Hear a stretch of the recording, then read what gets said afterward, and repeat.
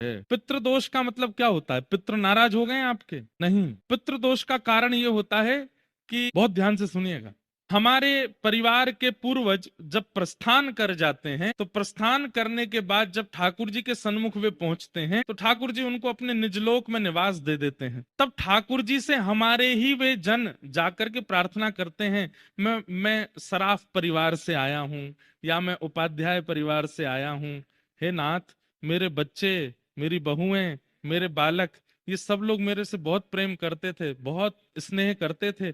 अब तो मेरा संबंध इनसे टूट चुका है, पर फिर भी नाथ मैं बस इतनी कृपा आपसे चाहता हूं कि इस परिवार पर कृपा बनाए रखना। हमारे पितृ जाकर के ठाकुर जी से हमारी प्रार्थना करते हैं कि आप इन पर कृपा बनाए रखना ठाकुर जी।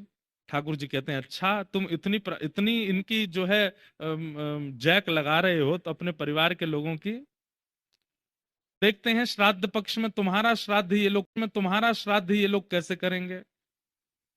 तो जब उसकी श्राद्ध तिथि आती है हमारे पितृ की, और उस दिन जब परिवारी जन कुछ भी विशेष नहीं करते और बिल्कुल अश्रद्धा पूर्वक करते हैं, तब ठाकुर जी मंद मंद मुस्का करके व्यंग कसते हैं, देखो तुम्हारे परिवार के लोग क्या कर रहे हैं, कुछ भी नहीं, श्राद्ध के नाम पर केवल खाना पूर्ति जैसी कर रहे हैं, और तुम इन्हीं की हमसे प्रार्थना कर रहे थे कि इन पर कृपा बनाए रखना, इन पर अच्छे रखना, इनको भला रखना। तब हमारे पितृ नाराज नहीं होते, दुखी हो जाते हैं। वे कहते हैं, ठाकुर जी अब तो हमें लगता है कि स्वार्थी थे ये लोग, इनके पास हम रहे, जब तक हम थे तब तक इनका काम था, अब हम आ गए तो अब इनको कोई श्राद्ध का इनके मन में भाव नहीं है, अब हमारा भी इनके प्रति कोई भाव नहीं है, आपको इनके कर्मानुसार जो गति देनी हो वो दीजिएगा, हमारा इसमें कोई योगदान नहीं।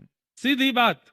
कोई व्यक्ति आपके ऊपर छतरी लेकर के चल रहा था कि आपको धूप ना लगे, ताप ना लगे, बारिश ना हो, ओले ना गिरे आपके ऊपर, लेकिन आपने उसकी कदर ही नहीं की तो वो छतरी हटा लेगा। अब जो भी होगा सब सहन करना पड़ेगा। इसलिए श्राद्ध पक्ष में हमारे यहाँ आज्ञा की गई कि अपने पितरों का, पूर्वजों का स्मरण किया करो।